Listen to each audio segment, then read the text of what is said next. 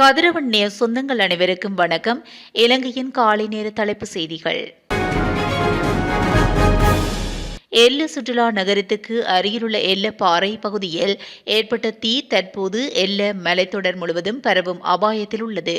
தற்போது பண்டாரவளை வன பாதுகாப்பு அதிகாரிகள், எல்ல பிரதேச செயலகம் மற்றும் தியத்தலாவை விமானப்படை மற்றும் ராணுவ அதிகாரிகள் தீயை அணைக்க கடுமையாக செயல்பட்டு வருகின்றனர்.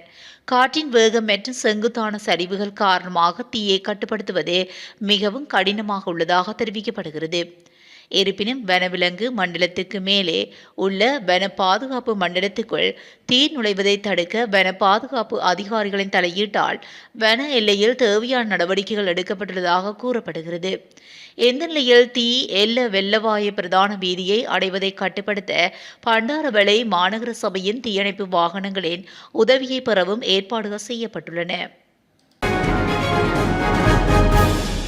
அஸ்வசம குடும்பத்திற்கு உள்ள 70 வயதினை பூர்த்தியடைந்த முதியவர்களுக்கு 3000 ரூபாய் மாதாந்த உதவித்தொகை வழங்கப்பட உள்ளதாக தெரிவிக்கப்பட்டுள்ளது.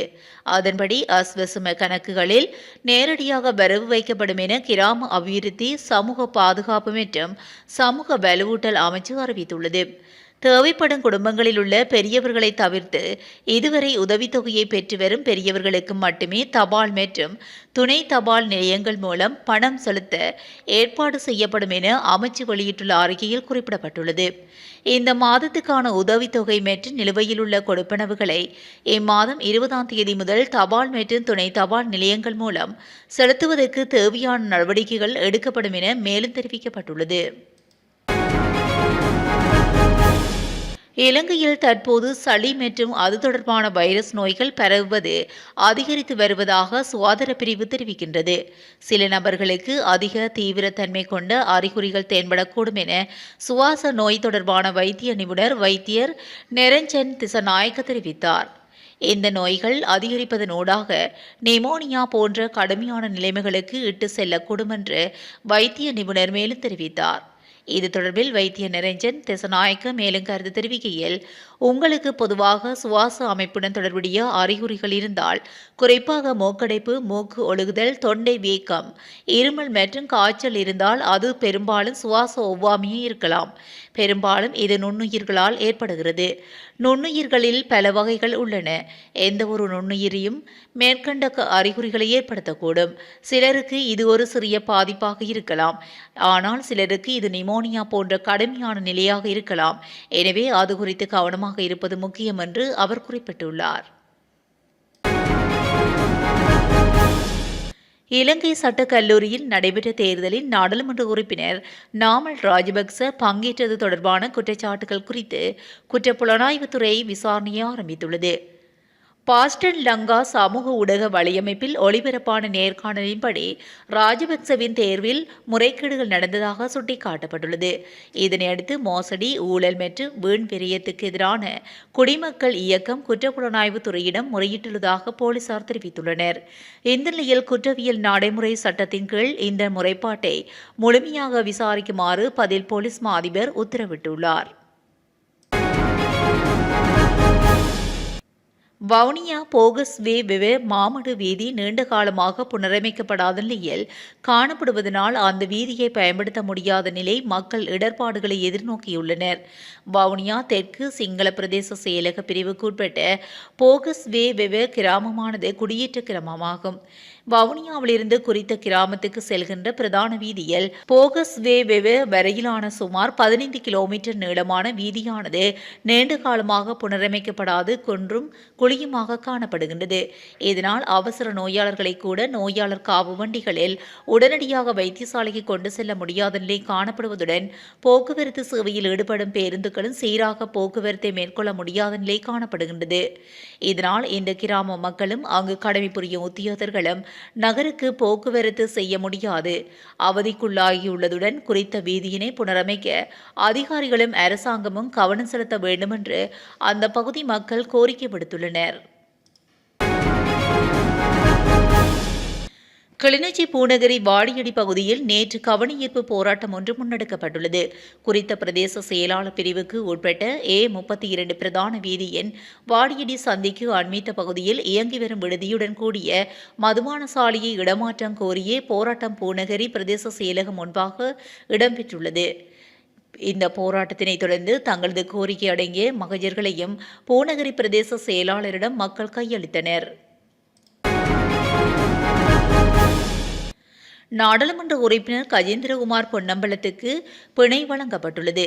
தையிட்டியிடம் சட்டவிரோதமாக கட்டப்பட்ட விகாரையை இடிக்க மக்கள் ஒன்று சேர வேண்டுமென்று சமூக ஊடகங்களில் கஜேந்திரகுமார் பொன்னம்பலத்தின் பெயரை குறிப்பிட்டு பரப்பப்பட்ட துண்டு பிரசுரம் தொடர்பாக நேற்று நீதிமன்றத்தில் முன்னிலையான போது இந்த உத்தரவு பிறப்பிக்கப்பட்டுள்ளது. யாழ்ப்பாணம் தையிட்டி திச விகாரையை இடித்து அகற்ற சமூக வலைதளங்களில் துண்டு பிரசுரத்தை பரப்பினார் என்ற குற்றச்சாட்டில் கஜேந்திரகுமார் பொன்னம்பலத்துக்கு மல்லாகன் நீதவான் நீதிமன்றத்தினால் அழைப்பு கட்டளை விடுக்கப்பட்டிருந்தது. இந்த நிலையில் நேற்றைய தினம் மல்லாகன் நீதவான் நீதிமன்றத்தில் முன்னிலையான நாடாளுமன்ற உறுப்பினரை 1 லட்சம் ரூபாய் சொந்த பிணையில் விடுவித்த நீதவான் வழக்கை ஜூன் 26ஆம் தேதிக்கு ஒத்திவைத்துள்ளார். நாடாளுமன்ற உறுப்பினர் கஜேந்திரகுமார் பொன்னம்பலம் சார்பில் சட்டத்தரணி மகிந்தன் நீதிமன்றத்தில் முன்னிலையானார். தையிட்டியில் சட்ட விரோதமாக கட்டப்பட்ட விகாரையை இடிக்க மக்கள் ஒன்று சேர வேண்டுமென்று சமூக ஊடகங்களில் கஜேந்திரகுமார் பொன்னம்பலத்தின் பெயரை குறிப்பிட்டு பரப்பப்பட்ட துண்டு பிரசுரம் தொடர்பாக பலாலி போலீசார் அவர் மீது குற்றம் சாட்டி வழக்கு பதிவு செய்திருந்தமை குறிப்பிடத்தக்கது. இதேவேளை குறித்த துண்டு பிரசுரம் சமூக வலைதளங்களில் பரப்பப்பட்ட நிலையில் இது போலியானது என தெரிவித்து ஊடக சந்திப்பில் கஜேந்திரகுமார் பொன்னம்பலம் தெளிவுபடுத்தியதுடன் தனது சமூக வலைதளம் போலி செய்தி என குறிப்பிட்டு பகிர்ந்திருக்கின்றார். இலங்கை முழுவதும் ஏற்பட்ட திடீர் மின்வெட்டு காரணமாக மின்சார நுகர்வோருக்கு ஏற்பட்டுள்ள சிரமத்துக்கு வருத்தம் தெரிவித்த அமைச்சர் குமார ஜெயக்கொடி நாட்டில் மீண்டும் இதுபோன்ற நிலை ஏற்படாமல் தடுக்க தேவையான குறுகிய கால மற்றும் நீண்டகால நடவடிக்கைகளை எடுக்க அரசாங்கம் ஏற்கனவே நடவடிக்கைகளை ஆரம்பித்துள்ளதாக அவர் குறிப்பிட்டார். மின் தடையை தொடர்ந்து மின்சார விநியோகத்தை நிர்வகிக்க மேற்கொள்ளப்பட்ட நாளாந்த மின்வெட்டை முடிவுக்கு கொண்டுவர நடவடிக்கை எடுக்கப்பட்டுள்ளதாக மின்சக்தி அமைச்சு தெரிவித்துள்ளது. கடந்த ஞாயிற்றுக்கிழமை நாடு முழுவதும் ஏற்பட்ட திடீர் மின்தடையை தொடர்ந்து நுரைச்சோலை மின் நிலையத்தின் மின்புறப்பாக்கிகள் 3 செயலிழந்தன. இதன் விளைவாக தேசிய மின் கட்டமைப்பு 900 மெகாவாட் மின்சார திறனை இழந்த நிலையில் நிர்வகிக்க மின்வெட்டை அமல்படுத்த எரிசக்தி அமைச்சு நடவடிக்கை எடுத்தது. இதனையடுத்து இலங்கை மின்சார சபை பிப்ரவரி 10 மற்றும் 11ஆம் தேதிகளில் நாடளாவிய ரீதியில் தலா 1.5 மணி நேரம் மின்வெட்டை அமல்படுத்த நடவடிக்கை எடுத்திருந்தது. அதேபோல் நேற்று முன்தினம் 1 மணி நேரமும் மின்வெட்டு அமல்படுத்தப்பட்டது. இருப்பினும் இலங்கை மின்சார சபை தற்போது நிறச்சோலை மின் உற்பத்தி நிலையத்தில் மின்புறப்பாக்கி ஒன்று தேசிய மின் கட்டமைப்புடன் இணைக்க நடவடிக்கை எடுக்கப்பட்டதால் இதுவரை நீடித்து வந்த நாளாந்த மின்வெட்டு முடிவுக்கு வந்துள்ளதாக மின்சக்தி அமைச்சர் குமார ஜெயக்கொடி தெரிவித்திருந்தார். எதிர்வரும் நாட்களில் நுரைச்சோலையில் உள்ள ஏனைய 2 மின்புறப்பாக்கிகளை படிப்படியாக தேசிய மின்சார கட்டமைப்புடன் இணைக்க நடவடிக்கை எடுக்கப்படும் என்று அமைச்சர் குமார ஜெயக்கொடி தெரிவித்தார். முன்னாள் ஜனாதிபதிகளான ரணில் விக்ரமசிங்கவுக்கும் மைத்ரிபால சிறிசேனவுக்கும் இடையில் விசேட கலந்துரையாடல் ஒன்று இடம்பெற்றுள்ளது. ரணில் விக்ரமசிங்கவின் ஏற்பாட்டில் கொள்ளுப்பட்டியில் உள்ள தனியார் ஹோட்டலில் நேற்று முன்தினம் பிற்பகல் இந்த கலந்துரையாடல் நடைபெற்றது. இதன்போது முன்னாள் ஜனாதிபதி மைத்ரிபால சிறிசேன மற்றும் முன்னாள் நாடாளுமன்ற உறுப்பினர்களான அனுர பிரியதர்சன ஜாப்பா, சுசில் பிரேம ஜெயந்த, மஹிந்த அமரவீர, நிமல் ஸ்ரீபால டி சில்வா, உதய காமன்பில, நிமல் லான்ஷா, ராஜித சேனாரத்ன, ருவன் விஜயவர்தன, ஷாகல ரத்நாயக்க மற்றும் மேலும் பலர் கலந்து கொண்டுள்ளனர். சுமார் 2 மணி நேரம் நீடித்த இந்த சந்திப்பில் நாட்டின் தற்போதைய நிலைமைகள் குறித்து நீண்ட நேரம் கலந்துரையாடப்பட்டதாக தெரிவிக்கப்படுகிறது.